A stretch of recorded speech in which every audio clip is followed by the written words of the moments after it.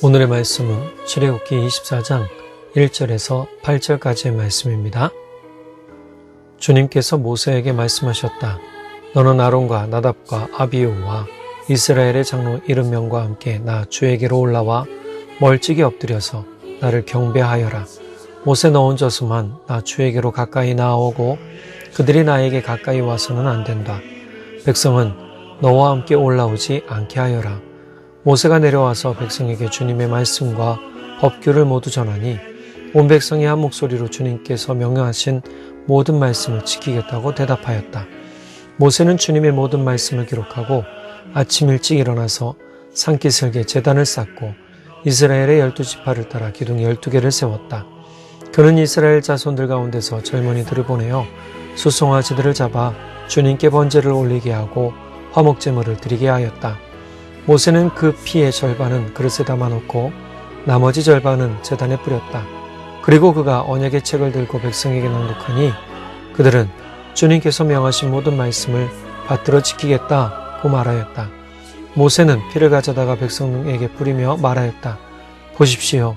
이것은 주님께서 이 모든 말씀을 따라 당신들에게 세우신 언약의 피입니다. 새벽을 함께 하시는 여러분, 사랑하고 축복합니다. 사람 존중의 태도가 우리에게 얼마나 중요한지 하나님께서 알려주신 것 우리가 잘 기억해야 될 것 같습니다.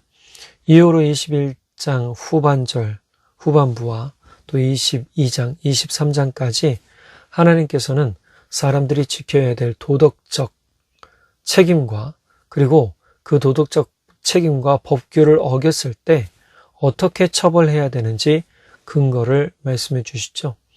자, 이 모든 것을 다 말씀하시고 난 다음에 아론과 나답과 아비후와 이스라엘의 장로 70명을 함께 올라오라고 이야기를 합니다. 그리고 멀찍이 엎드려서 경배하라고 말씀하시죠.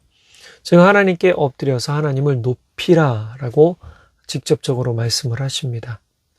하나님을 직접적으로 높이는 이유는 다른 게 아니죠. 하나님께서 이스라엘 백성들에게 계명과 법규를 알려주셨기 때문이에요. 이것을 보통은 율법이라고 합니다. 자, 이런 것들을 알려주시면서 어떻게 백성들 가운데 규범, 또 규칙, 도덕적인 책임, 도덕적인 행동에 대해서 어떻게 해야 될지 알려주시는 것이죠.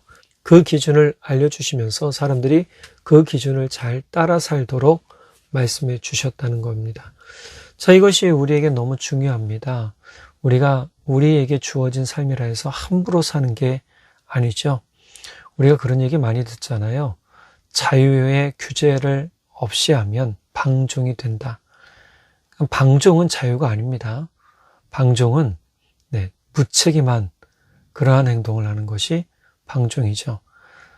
참 자유라는 것은 책임을 지는 겁니다.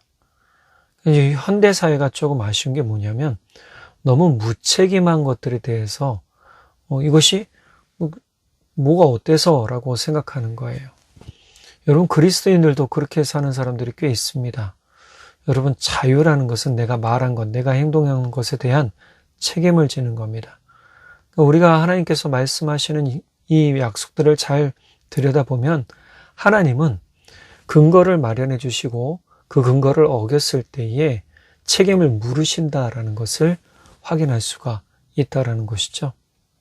자, 그리고 이런 것들을 다 알려주신 다음에 하나님, 이런 모든 법을 알려주신 하나님을 높이도록 합니다.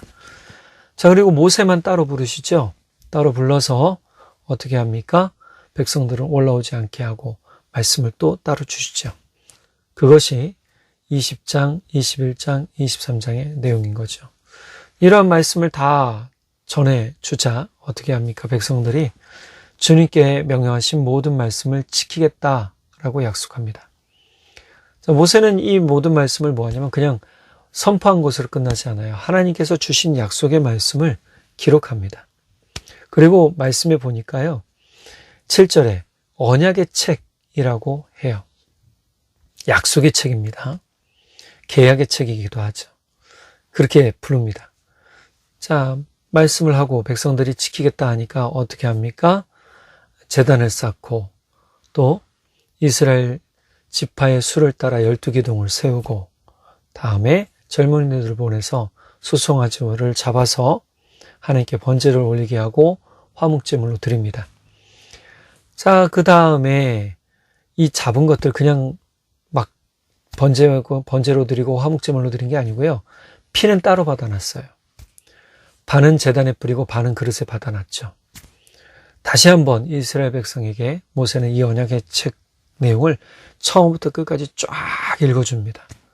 다 듣고 난 다음에 백성들이 한 번 더 이렇게 얘기를 해요.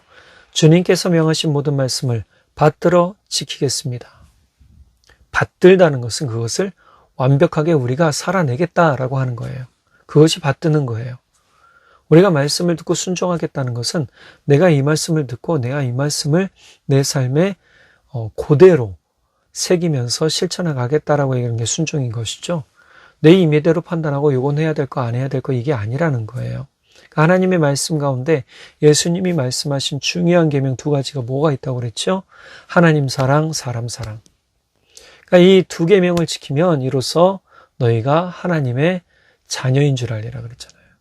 그러니까 이 말씀을 잘 기억한다면 우리가 계명이 막 어렵고 힘든 게 아니라는 것을 깨닫게 된단 말이에요. 하나님을 열심히 사랑하고 사람들을 열심히 사랑하는 것이 하나님이 기뻐하시는 거예요. 자, 이런 모든 것들에 대해서 얘기를 한 다음에 모세는 어떻게 하느냐? 백성들의 대답을 들은 모세는 그릇에 담아놨던 피를 가지고 백성들에게 뿌리며 이렇게 얘기합니다. 보십시오. 이것은 주님께서 이 모든 말씀을 따라 당신들에게 세우신 언약의 피입니다. 언약의 피라는 것은 약속의 피, 계약의 피, 우리가 하나님과 여러분 사이에 맺어진 이 계약에 대해서 여러분들이 고백했으니 이 피가 증거입니다 라고 하면서 뿌린 거죠. 자, 이런 것들을 보면 하나님에 대한 약속 체결 완벽하게 이루어졌다라고 볼 수 있겠죠. 우리가 구원받은 약속을 어떻게 믿을 수 있겠습니까? 그것은 성경에 예수님께서 사람들을 위해 십자가에 달리셔서 피 흘려 죽으심으로 확증할 수가 있는 거예요. 어떻게 믿어집니까? 내 안에 믿어지면 그것이 기쁨이 되기 때문에 믿어지는 거죠. 예수님 직접 이렇게 얘기도 하셨어요. 마태복음 26장 27절 28절 현대인의 성경입니다. 또 잔을 들어 감사 기도를 드리신 후에 제자들에게 주시며 말씀하셨다. 모두 이 잔을 마셔라. 이것은 많은 사람의 죄를 용서하기 위해 흘리는 내 계약의 피이다. 예수님은 계약의 피라는 부분을 정확하게 하세요. 사실 이 부분과 맞닿아 있죠. 그러니까 피뿌림이라는 것은 그 당시에 어떤 광란적인 것을 표현하는 게 아니에요. 하나님께서 여러분에게 이렇게 여러분을 위해 희생하셨습니다라는 표현을 하기 위하신 것이죠. 예수님께서 이것이 앞서된 이야기라면 예수님께서는 이 말씀을 그대로 갖고 오셔서 예수님 자신의 피가 많은 사람들의 생명을 구원하는 약속의 피라는 것을 아주 확증시켜 주고 있단 말이에요. 그러니 우리는 이 약속의 피를 매일매일 우리는 받아야 됩니다. 이 약속의 피 가운데 함께 해야 됩니다. 베드로전서 1장 2절에 보면 현대인의 성경입니다. 하나님 아버지께서는 미리 아신 대로 여러분을 선택하시고 성령님을 통해 거룩하게 하여 여러분이 예수 그리스도에게 순종하고 그분의 피로 구원을 얻도록 하셨습니다. 예수님의 행위는 다른 게 아니에요. 자신을 내어주신 거예요. 피 흘려 죽으심으로 자신을 내어주셨단 말이에요. 그러니 이것이 얼마나 큰 구원의 확증이고 구원의 기쁨이고 놀라운 구원의 일이겠어요. 누가 이렇게 자신을 희생합니까? 어느 한 사람은 즉 자녀를 위해서 또는 자녀가 부모를 위해서 장기 기증한 얘기들 보통 많이 듣지요. 참 그것도 대단한 겁니다. 왜냐하면 쉽지 않거든요. 그렇게 함으로 인해서 뭐예요? 더욱 가족인 것을, 더욱 사랑하는 것을 나타내고 보여주잖아요. 제가 감명 깊게 봤던 것은 아들이 아버지를 위해 자신의 반을 내어준 거예요. 아버지가 간경화로 힘들어하고 죽어갈 때 아들이 결단을 하고 자신의 간을 잘라주죠. 아버지의 마음은 어땠을까요? 인터뷰도 못하고 펑펑 울고 있더라고요. 저는 그 모습을 보면서 예수님께서 자신을 내어주실 때 참 많은 갈등도 있었겠고 사단의 유혹도 있었겠지만 그 모든 것을 다 이겨내시고 많은 사람들을 구원하시기 위해 자신을 내어주시는 그 희생을 통해 진짜 많은 사람들이 생명의 구원의 길로 들어올 수 있게 됐다는 것이 얼마나 감동적인 일인지 여러분 아셔야 됩니다. 여러분을 구원하시기 위해 또 이 땅에 아직 구원받지 못한 사람들을 구원하시기 위해 예수님은 자신을 내어주신 것이죠. 베드로전서 1장 18절에서 19절의 현대인 성경에 보면 이렇게 말씀하고 있습니다. 여러분도 알고 있겠지만 여러분의 조상들이 전해준 무가치한 생활 방식에서 여러분이 해방된 것은 은이나 금과 같이 없어질 것으로 된 것이 아니라 흠과 티가 없는 어린 양과 같은 그리스도의 보배로운 피로 된 것입니다. 예수 그리스도의 피, 이 피는 그냥 무가치한 피가 아니에요. 앞서 얘기하죠. 베드로 사도가 뭐라고 그럽니까? 여러분의 조상들이 전해준 무가치한 생활 방식에서 여러분이 해방되었다. 무가치한 건 뭐예요? 육신의 정욕과 육신의 탐심과 육신을 위해 사는, 쾌락을 위해 사는 것들을 가르쳐준 것들, 율법으로 그렇게 묶어놓은 것들, 그런 것들에서 해방시켜 주셨는데 이 해방은 저절로 이루어진 게 아니에요. 금이나 은과 같은 없어질 것으로 된 것이 아니라 흠과 티가 없는 어린 양 같은 그리스도의 보배로운 피로 됐다는 거예요. 여러분, 우리는 그만큼 가치 있는 존재라는 겁니다. 내가 예수 그리스도로 구원받아서 예수 그리스도의 보혈 가운데 잠겨서 함께하는 그 은혜의 구원의 가치가 얼마나 크고 귀한지를 지금 베드로 사도는 이야기해주고 있단 말이에요. 그러니 이것이 우리가 값어치 없다라고 말할 수가 없어요. 지금 베드로 사도는 이것은 금이나 은보다 더욱 값어치 있는 매우 값진 일이라는 또 사실이라는 것을 알려주고 있단 말이에요. 자, 언약의 피. 이 피는 우리를 위한 약속의 피죠. 유대인들이, 이스라엘 백성이 하나님께 네, 그렇게 순종하겠습니다라고 한 순간 피가 뿌려지고 계약이 체결된 것처럼 우리가 예수 그리스도를 믿는 그 순간 예수 그리스도의 보혈이 우리를 덮고 우리 가운데 구원의 은혜와 기쁨을 전해주고 약속이 체결됩니다. 우리 모두는 약속을 받은 사람들입니다. 예수를 믿는 우리 모두는 약속을 받은 사람들입니다. 우리가 이 생명의 약속, 은혜의 약속, 구원의 약속을 꼭 붙들고 살아 날마다 주와 함께 기쁨에 찬양하며 우리를 구원하신 예수 그리스도를 경배하고 살아가는 그러한 삶들이 되시기를 간절히 바랍니다. 기도하겠습니다. 사랑의 하나님 아버지, 참 감사합니다. 우리에게 놀라우신 은혜와 사랑을 더해 주시고 기쁨을 더해 주신 주님, 우리는 그저 주님을 통해 구원을 얻은 사람들입니다. 예수님을 믿은 그 순간 예수 그리스도의 보혈이 바로 우리를 구원한 약속의 피가 되었습니다. 주님, 참 감사합니다. 찬양 영광 올려드립니다.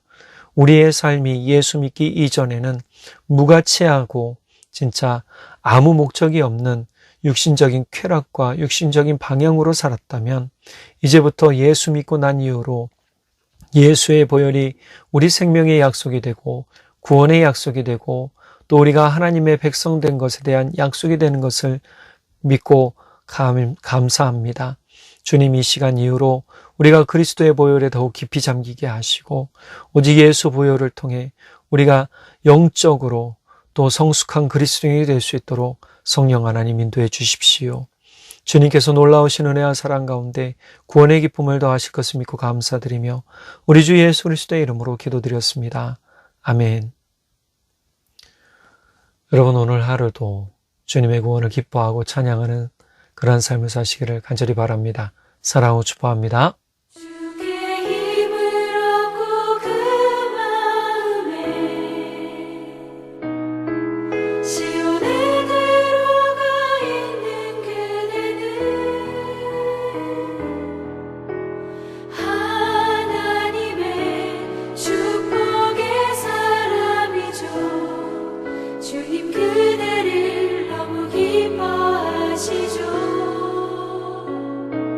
주의